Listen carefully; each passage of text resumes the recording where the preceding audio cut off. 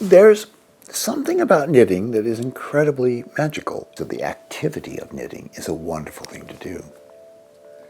You're rubbing two sticks together, and out comes this kind of grid or net of color, and you can wear it. And you can make a combination of colors that is heartbreakingly beautiful. So it's sort of surreptitious art. And also, you don't have to be precious about it, you know. It's tough. Wool is a wonderful texture. It was fascinating to me when I first got to London. You know, the street life was just full of the most extraordinary characters. And one of the characters that I met was Bill Gibb, who was a fashion designer. And he said that he wanted to go to Scotland to go back to his roots, really, and look at the old ancient tartans and use those in a collection. So at the back of this mill where he was buying his tweeds was all of the colors that were used in the tweeds plus every color of the landscape. So in knitting yarns.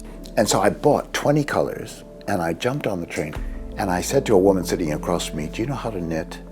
And she said yes. And I said, "Well, I've got the needles, I've got the yarn. I want to make something. Could you show me how to knit?" And she showed me how.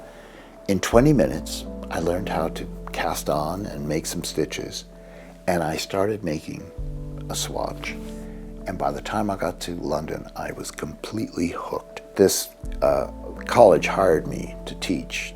And this guy came along, it was Stephen Shared, and he had a big mass of wonderful chenille. It's a sexy way to show color. It has a glow to it. But it was all cream. And I said, "I'll go home and put some colors together for you if you'll do them." And he said, "Absolutely." And I put 20 colors together. I sent it off to him, and he did all 20.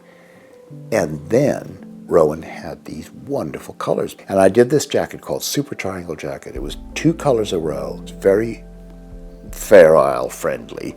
I was pushing Stephen to use more colors in my kits. And that sold, in those days, if you sold 100 kits, you were just a far runaway success. Well, we sold 7,000 kits in about 6 weeks. People often ask me, how do I get started on the design? I cast on and I start to knit a little sample piece. It's a very organic process. And one day I just sat down and I gathered some Rowan yarns together and I started to knit this jacket. I was very happy with it, and they did a wonderful magazine, and they based it on Swallows and Amazons, this children's book, and they picked this young 15-year-old model and had her model it. And of course she went on to New York to become the greatest model in the world, Kate Moss. And when I did my first book called Glorious Knitting and brought that out, it changed everything, because people could sit down with a pattern and actually work it out and realize, oh, it is user-friendly. It isn't that difficult. And that's what gave me the courage to design more complicated things for Rowan. This is another little design that I've done recently that is looking at a carpet and the little border designs you get in the carpet. So we have a little repetitious stripe of little dots going through color, little contrasting story. The repetition of it, I think, makes it interesting. I would say that, you know, I always wonder, is my work evolving? Is it getting better?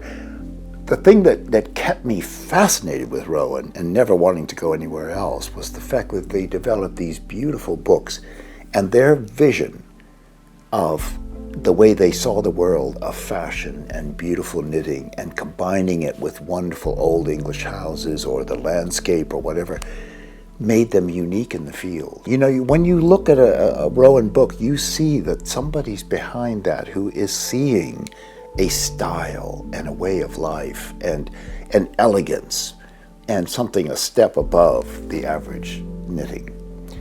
And that's what kept me absolutely smitten with that company.